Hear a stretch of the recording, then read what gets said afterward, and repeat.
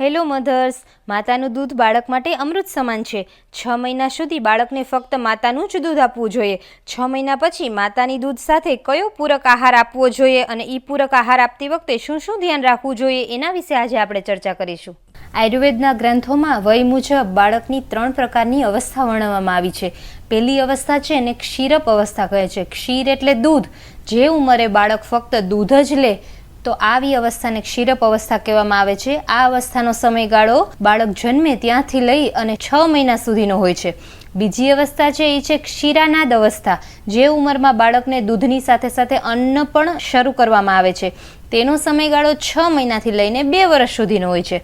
ત્રીજી અવસ્થા છે એ અન્નનાદ અવસ્થા છે. જે ઉંમરમાં બાળક માતાનું દૂધ છોડી અને અન્ન ગ્રહણ કરવાનું શરૂ કરે છે. તો આ અવસ્થાનો સમયગાળો 2 વર્ષ પછીથી છે. 6ઠા મહિને બાળકને અન્નપ્રાશન સંસ્કાર કરવામાં આવે છે, જેમાં અગ્નિની સાક્ષીમાં અન્નની આહુતિ આપવામાં આવે છે અને પછી બાળકને પ્રથમ વખત અન્ન આપવામાં આવે છે. અન્નપ્રાશનમાં બાળકને ચાંદીની વાટકીમાં ખીર ખવડાવવી એ પ્રચલિત છે. હવે બાળકને પ્રથમ શું આપવું, 6ઠા મહિનાની જ્યારે શરૂઆત કરીએ આપણે બાળકને દૂધની સાથે સાથે અન્ન આપવાની શરૂઆત કરીએ ત્યારે પ્રથમ શું આપવું એના વિશે આપણે આજે વાત કરીશું. ખાસ કરીને પહેલી વસ્તુ જે છે એ છે ફ્રૂટના જ્યુસ. તો ખાસ કરીને મોસંબી છે, દ્રાક્ષ છે, દાડમ છે, આવા રસ બાળકને 2 થી 4 ચમચી જેટલા શરૂઆતમાં આપી શકાય. બીજી વસ્તુ છે એ છે રવાની ખીર, ચોખાની ખીર, નાચણી એટલે કે રાગીની ખીર, આવું પણ બાળકને આપી શકાય. ત્રીજું છે શાકભાજીના સૂપ. ગાજર છે, દૂધી ટમેટું છે, આવા આપણે શાકભાજીના વિવિધ સૂપ પણ આપી શકાય. ચોથી વસ્તુ છે દાળનું પાણી. ખાસ કરીને મગની દાળનું પાણી, એની અંદર હળદર અને મીઠું નાખી અને 1 ટીપું ઘીનું નાખી અને બાળકને શરૂઆતમાં 6ઠા અને 7મા મહિને આપી શકાય. હવે બાળકને 6ઠા મહિને આપણે પ્રવાહી આપતી વખતે શું શું તાકેદારી રાખવી એના વિશે આજે આપણે અમુક મુદ્દા જોવાના છે.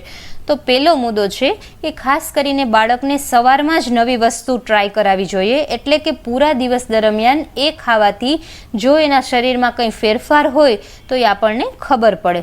બીજી વસ્તુ છે કે શરૂઆતમાં 10 થી 15 દિવસ સુધી પ્રવાહી જ ખોરાક આપવો.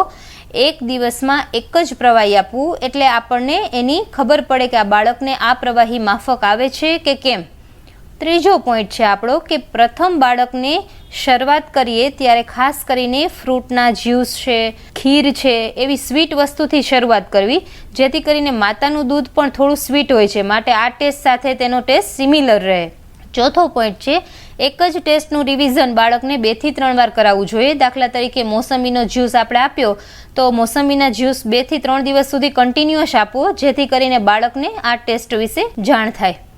5મી વસ્તુ છે બાળકને પહેલાં નવી વસ્તુનો ટેસ્ટ કરાવો, પછી જ એને બ્રેસ્ટ મિલ્ક આપવું જોઈએ. બ્રેસ્ટ મિલ્ક આપ્યા પછી કોઈ પણ વસ્તુ આપીશું તો તેનું પેટ ભરેલું હશે, માટે તે વસ્તુ એ મોઢામાંથી બહાર કાઢી નાખશે. 6ઠો પોઈન્ટ છે આપણો શરૂઆતમાં બાળકને ફક્ત એક જ વખત બહારનું અન્ન આપવું. એ પચાવતું થાય પછી બાળકને 2 વખત બહારનું અન્ન આપી શકાય. 7મો પોઈન્ટ છે આપણો બાળકને રાત્રે બહારનું અન્ન ન આપવું જોઈએ. 8મો પોઈન્ટ છે આપણો બાળકને અન્ન એકદમ પતલું હોવું જોઈએ, બહુ વધારે ઠંડુ કે વધારે ગરમ પણ ન હોવું જોઈએ અને બાળકની અંદર જે પ્રવાહી હોય આપેલું હોય આપણે એની અંદર ઘન ટુકડા સ્વરૂપે પણ ન હોવું જોઈએ. 9મો પોઈન્ટ છે આપણો બાળકને ખોરાકમાં મીઠું અને સાકરનું પ્રમાણ ઓછું રાખવું જોઈએ હંમેશા.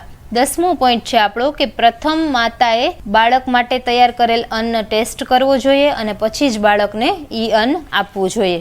એના લીધે કંઈ ફેરફાર હોય તો આપણને પહેલાં ખબર પડે. 11મો પોઈન્ટ છે બાળકને ખવડાવતી વખતે ખોરાક કાચો ન રહી જાય, ઉતરી ગયેલો ન હોય, વાસી ન હોય, એવું અપાઈ ન જાય, એનું પણ ખાસ ધ્યાન રાખવું જોઈએ. 12મો અને છેલ્લો પોઈન્ટ છે બાળકને ખોરાક ન ભાવે તો જબરજસ્તીથી એને ખવડાવવું ન જોઈએ. તો આ હતી આજની tips. So be happy, stay healthy. Thank you.